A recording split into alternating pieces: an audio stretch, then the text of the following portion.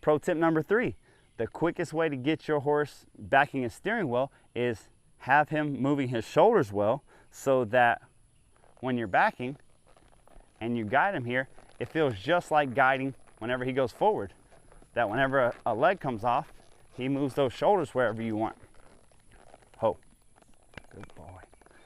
Pro tip number 5, whenever you want to get your horse backing up more efficiently, get them to drop their head.